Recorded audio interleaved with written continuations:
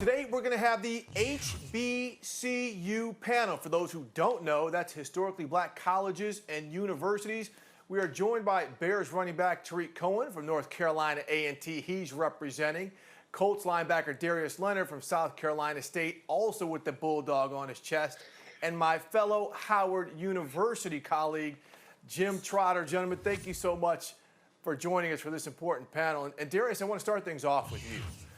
If you could just kind of kick things off about the legacy of HBCUs and, the colleges, the players going from the colleges to the NFL, and you carrying on the legacy of Hall of Famers, of guys like Harry Carson and Donnie Shell, who are fellow Bulldogs like yourself. Coming from a historically black college, that tradition is very rich there. Just upholding all the tradition of, the things that we had to go through to fight to get to where we're at now. And, we had guys like Harry Carson and all them guys paved the way for us. So, now being where I'm at, looking back, seeing all the things that them guys had to go through at HBCU and, kind of making it easier to me to go out and play and have NFL scouts come to South Carolina State because of their play of football that they did. Yeah, definitely. I feel what you're saying on that one, especially like you said, so many came before us, so it's and it was way harder for them to play back in the day and to get noticed. They actually made it way easier for us, so it's only right we take the most of our opportunities and just spread our message, which is in whole spreading their message as well. All right, Jim. You heard Darius and Tarik say, the legacy, the guys who had to go through a lot more than what they had to go through. Could you just give us a quick education on why there were HBCUs and why they're thriving for the most part, even today, after Jim Crow laws are no longer existent, in education? Yeah, Steve, it's not real complicated. It was racism and discrimination. Back prior to the Civil War, blacks weren't allowed to attend these established universities. And after the end of the Civil War and with the Emancipation Proclamation, you saw historically black colleges and universities crop up in the South, and primarily to lead to more teachers and to teach trades and whatnot. And then later you had the Plessy versus Ferguson decision, which basically said separate but equal was the rule of the land. And it wasn't until 1954 with Brown versus Board of Education where that was overturned. But the important thing here to remember, Steve, is that these were created to allow us to be able to learn, to be able to prosper, and to give a place of sanctuary to African Americans. So it remains important today for that reason. I can speak personally.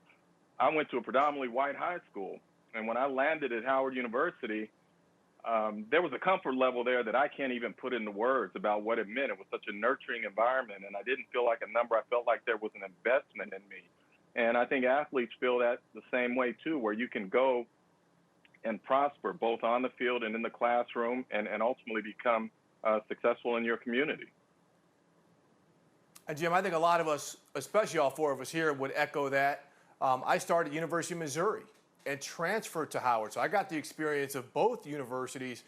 And going to Howard, I always say, made me a man. I went to Howard, No question. But Howard will always be with me. And and this is an interesting time when it comes to HBCUs and the timeliness of it. And Tarik, I want to start with you because last week we saw a five-star basketball recruit, Makur Maker, say he was going to go to Howard University, spurning places like Kentucky and UCLA and Memphis. This is a five-star blue-chip recruit. What do you think this could do for HBCU programs to know that someone said, I don't have to go to a big-time program to get the education and to play athletics? I definitely think it can shift the culture. Me and my friends was always talking about it, like what would it take, for the big names to finally go back and consider, even just considering the HBCUs. And I felt like when it comes to sports, it would definitely have to start with basketball. It can be one and done there.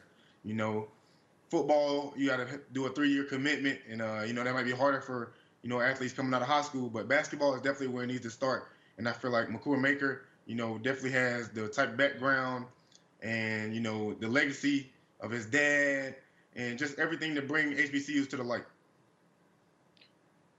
Yeah, man. Just picking it back off what Tarik said, man, it's definitely going to shift the whole culture, man. And people fail to realize that no matter where you go, if you're a baller, you're a baller. They're gonna find you no matter what. I just think it's harder coming from HBCU because me personally, I think scouts are very lazy when it comes to HBCU guys. A lot of people want them big time names because HBCU guys, we don't play every Saturday on TV, so they don't know who we are.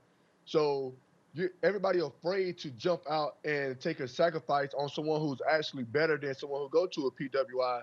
And like for South Carolina State, we have 3 NFL Hall of Famers, and that is the most from out of Clemson, South Carolina, and South Carolina State. So if you a dog, I don't care where you go to, they're gonna find you. I don't care if it's at a HBCU, PWI, D2, D3. If you a baller, man, they're definitely gonna find you no matter what. And I feel like if someone who has that big time name, like him, a 5-star athlete, and going to shut all these PWIs down, it's definitely going to start a tradition of saying, okay, we don't have to go there.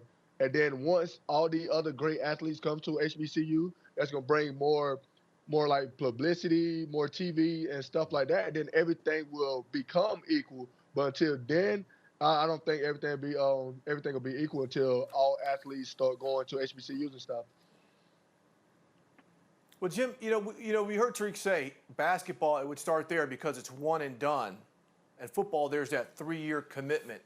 What do you think it would take for someone to spurn a Clemson or a Georgia or a USC or Alabama to go to an HBCU where, as Darius just said, you don't have that weekly television coverage? You're not going up against top-flight competition week to week.